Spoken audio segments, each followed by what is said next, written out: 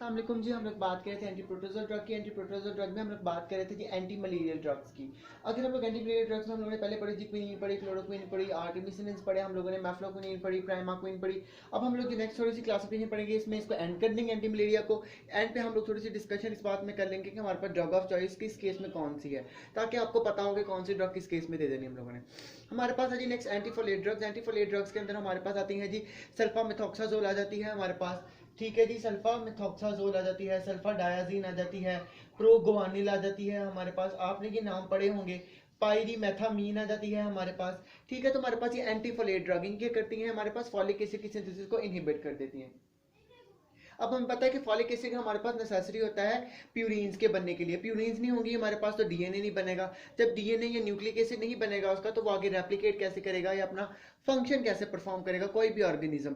तो हमारे पास एंटीफोलेट ड्रग्स क्या करती हैं, फॉलिक एसिड की सिंथेसिस को ही इनहिबिट कर देती है हमारे पास। ना उसका फॉलिक एसिड बनेगा, ना बैक्टीरिया या प्रोटोजोआ या माइक्रोब, कोई भी माइक्रोब जो है वो आगे प्रोलिफरेट ही नहीं कर पाएगा हमारे पास।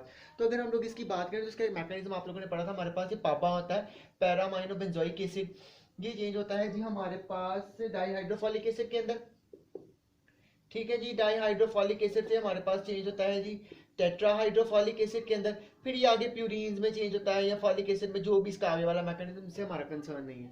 हमारा कंसर्न सिर्फ यहाँ तक है इसके अंदर।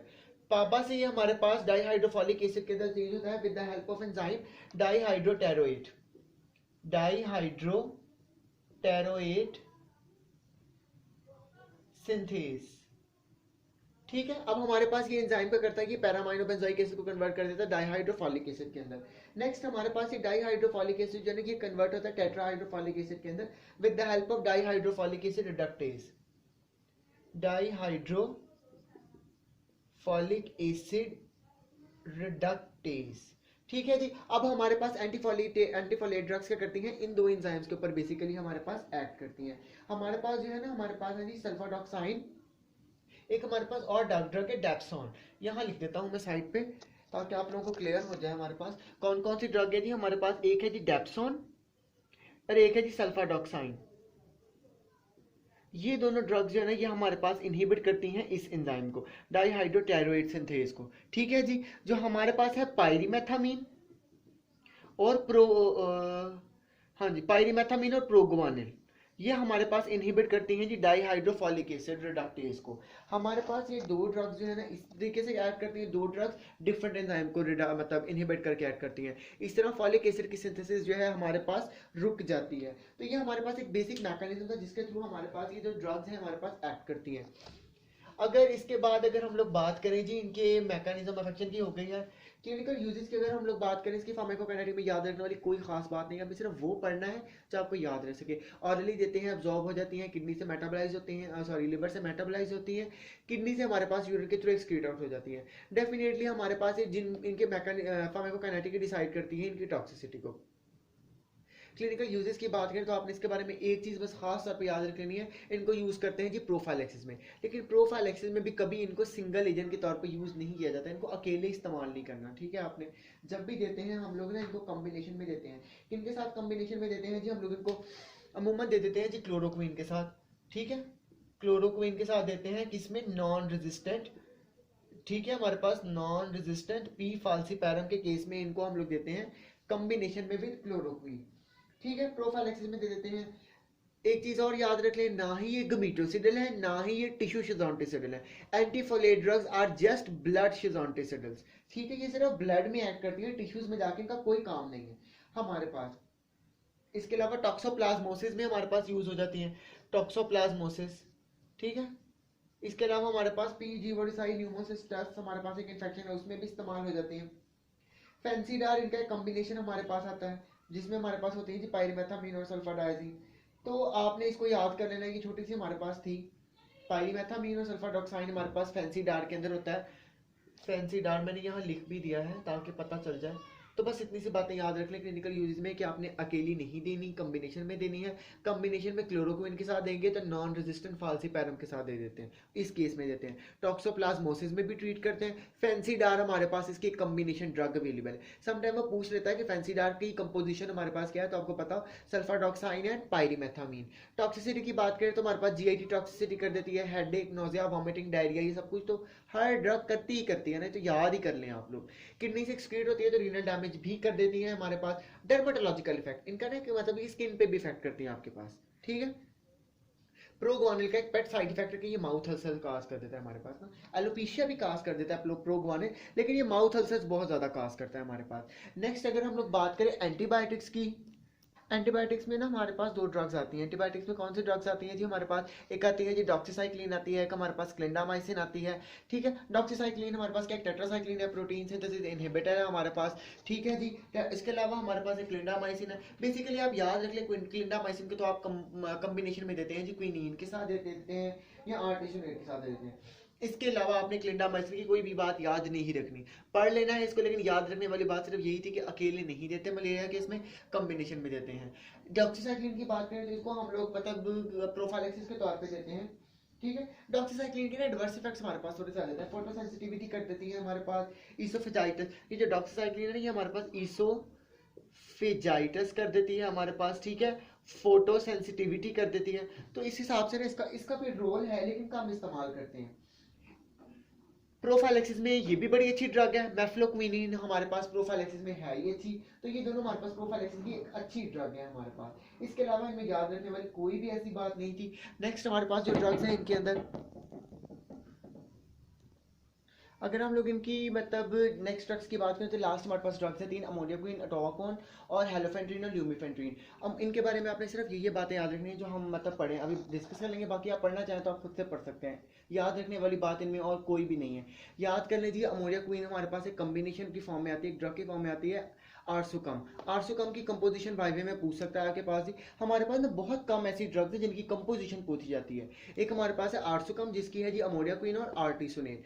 हमारे पास वैसे तो ये लो कॉस्ट है, बड़ी अच्छी ड्रग कंसीडर की जाती है कुछ कंपनीज में, क्यों, क्योंकि सॉरी कुछ कंट्रीज में जहां पे हमारे पास बिकॉज इसकी कॉस्ट बड़ी लो है तो लोग प्रेफर कर लेते हैं इसको हमारे पास। लेकिन अब ये इस्तेमाल नहीं हो रही है कुछ कंट्रीज में, तो बिल्कुल ही बैन है एक तरह से, क्योंकि इनकी इसकी टॉक्सिसिटी बहुत ज़्यादा हो जाती है हमारे पास, ठीक है। इसके अलावा इसमें याद रखने वाली बात सिर्फ ये है अमोडियाक्विन की हमारे पास कि ये रिलेटेड है हमारे पास क्लोरोक्विन से, बिकॉज क्लोरोक्विन के बाद लिखी हुई है ना ये बुक के अंदर, तो उन्होंने पीछे इसलिए छोड़ी गई थी क्योंकि इस पर कोई खास बात याद रखने वाली नहीं थी, इसलिए इसको मैंने देर से ज़रा डिस्कस किया है। तो अमोडियाक्विन के बारे में याद रखें क्लोरोक्विन की तरह है, सेम मैकेनिज्म ऑफ एक्शन है इसका कि ये जो हमारे पास ब्लड सिजोंटिसाइड है, हीम को हीमोजाइम में कन्वर्ट नहीं होने देती, तो ये सारा काम इसका इस तरह का ही है, ठीक है जी। पी फाल्सीपैरम मलेरिया के केस में हम लोग दे देते हैं इसको, लेकिन प्रेफर नहीं करते हम लोग, ठीक है जी। कीमोप्रोफाइलैक्सिस के तौर पे भी दे देते हैं। नेक्स्ट हमारे पास है जी अटोवाकोन। अटोवाकोन के बारे में याद रखने वाली बात जो ये है ना हमारे पास, कि हम लोगों ने एक ड्रग पढ़ी थी प्रोगुआनिल, अगर आपको याद हो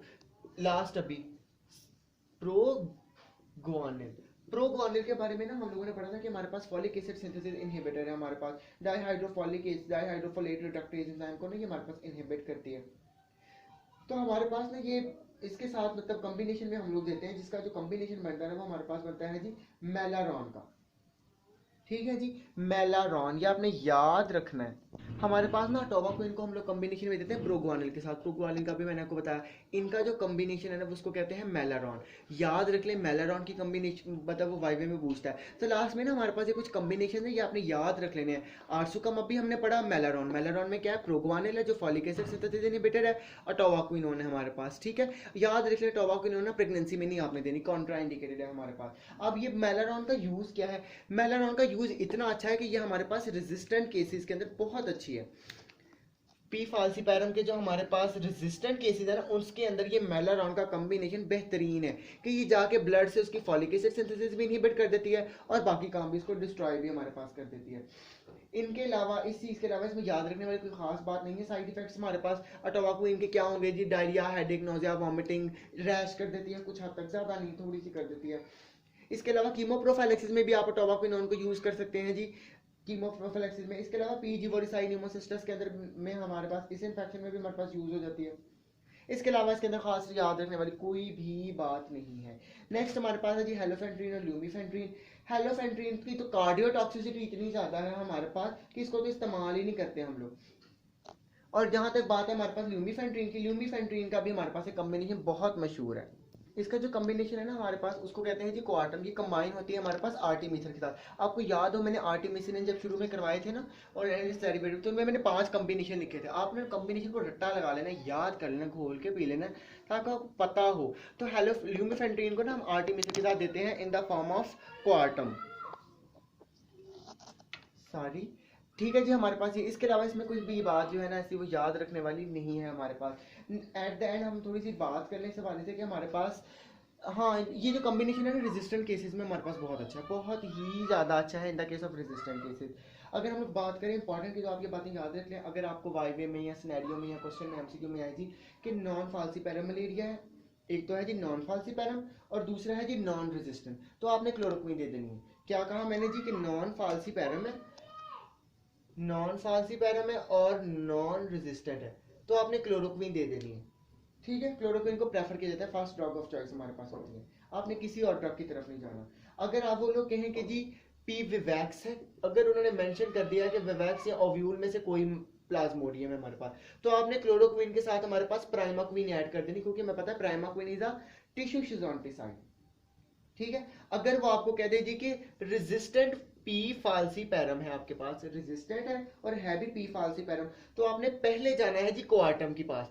क्वार्टम जिसमें आती है हमारे पास ल्यूमीफेंट्रीन और आर्टिमीथर। क्वार्टम को प्रेफर किया जाता है, आपने किसी क्विनीन की तरफ जाना, बिकॉज क्विनीन की टॉक्सिसिटी बहुत ज्यादा है, तो इसलिए हम क्विनीन की तरफ नहीं जाते, उसके साइड इफेक्ट बहुत ज्यादा है हमारे पास। अगर आपके पास क्वार्टम का ऑप्शन नहीं है, वहां पे मेलारॉन लिखा हुआ है, तो आप लोग फिर मेलारॉन पे टिक कर देंगे एज अ सेकंड ऑप्शन। अगर क्वार्टम नहीं है, अगर है तो आप क्वार्टम पे ही टिक करेंगे। अगर रेजिस्टेंट भी है और पी फाल्सीपैरम मलेरिया हमारे पास, तो ये कॉम्बिनेशन आपने याद कर लेना। इनकी कंपोजिशन पूछ सकता है, या आपसे वैसे वाइवे वाला या एमसीक्यू में पूछ सकता है।